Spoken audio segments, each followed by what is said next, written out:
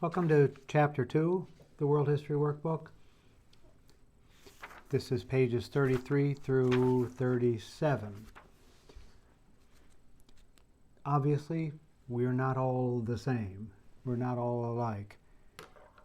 We have different food, different music, different eyes, different hair, different clothes, different houses, and so on.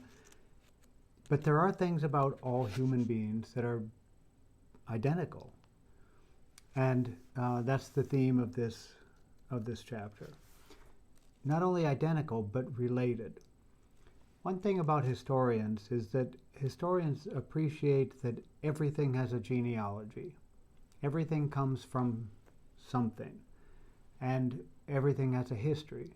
Every song, every book, every technology, every institution, every person, every individual, every family, everything has a genealogy. Ideologies have genealogies. History of ideas is a historical genre that studies the development of the meanings of words and philosophical principles, that those also have genealogies. In other words, our ideas have genealogy. And that can sometimes be traced historically and reconstructed historically and so on. So humans are related in a number of different ways. Humans are related genetically and humans are related culturally. That's what this chapter looks at, the ways in which humans are alike and share things and are related, share a common genealogy. So the opening is not really historical, it's prehistorical, but it's helpful because this discussion informs the question who we are and where we come from. And it introduces some important terms. Anatomically modern humans, we're all anatomically the same. Human beings have been anatomically the same for hundreds of thousands of years. And this brief paragraph sort of introduces that.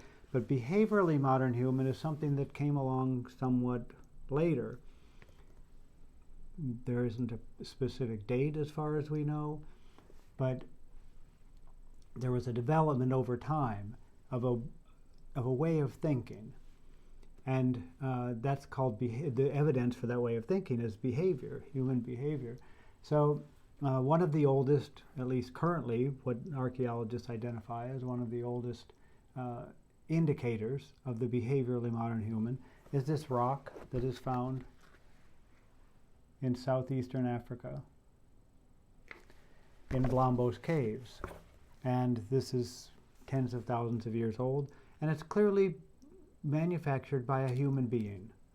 You know, these hash marks, it's a pattern, it's repetitive. In order to scratch them into this piece of ochre, it required repetition, required a tool, it required a lot of things that really only a human would do. Now, lots of animals use tools. Lots of animals work cooperatively. Animals have complex language. Animals have complex social hierarchies and structures. They have all kinds of things that humans sometimes like to believe that humans have the best of which humans have the best. But I don't know that we do. But still there's something, because this rock and other things, other technologies and so on that humans have, only humans are doing those things. And so the question is, and it feeds into historical discussion about commonalities and about shared genealogies, which are historical. What is it about the human? What is it about us that sets us apart? Or is it just a matter of degree? We're pretty smart, we're just a little smarter. I don't know that we're smarter than a lot of animals. Clearly in many areas we're not smarter than animals. Animals are much smarter than we are in a lot of regards. But in technological ways, or in developmental ways, or educationally, or linguistically, or something, maybe we're just a little bit more of the same thing. But the suggestion that humans have abstract thinking, that other creatures and the previous human didn't have and don't have suggests that humans have a quality, not just a quantity, but a quality that is different. That needs to be established at the beginning of this chapter, that humans are the same. We're the same animal. We're the same anatomically and now behaviorally modern abstract thinker.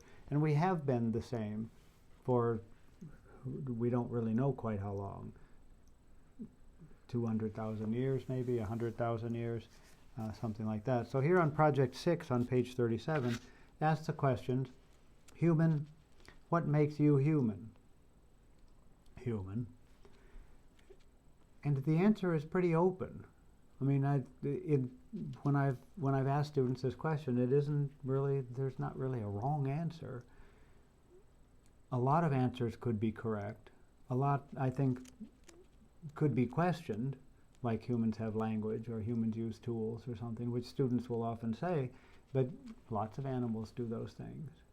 I did have a student once who gave what I thought was probably the strongest answer I ever received over the years for this question. What is it that makes you human? You're a human, you should know. Can't you tell? What is it? Or is it nothing? And sometimes students would say it's nothing. We humans are no different from other animals. We're just a little bit more of this and a little bit less of that. But one student said, I know, in a written answer, I know that I'm a human being because I cook rice. That's not bad. I'm not sure what to say about it. I don't especially have an opinion. I think abstract thought is almost a cop-out, but it kind of works. Here's the one student's answer. A behavior that sets humans apart from animals is our ability and tendency to establish and participate in organized religion. Most humans desire to belong to a religious community that adheres to common beliefs and encourages self-purpose. This is okay. I don't know if it's accurate. I actually don't know that animals don't have some kind of religious or spiritual or mystical belief. I don't know that. Nevertheless, she connects institutional religion, specific needs of a person, and the tendency towards religious practice in general as all three aspects of her answer, and that's fine. Again, her answer is in first person when she says our, but I probably overlooked that in this case because the question is about you, the student, and so I think maybe first person, second person is okay with that. This is just a thoughtful exercise. I had one student 10 years after she took this class with this workbook. She wrote me a message and said, Dr. Hertzel, I'm still trying to answer the question, human, what makes you human? I still haven't gotten any closer than I was when I took your class. I liked that very much, and I think maybe that's the purpose of this project. Not only as an introduction to all of the different features that the book identifies that human beings share, but also as something to keep in mind over one's lifetime, so that people will take this material and bring it into their lives. I hope that's what they do. Okay, we'll move on to the paradox of genealogy in the next video talk.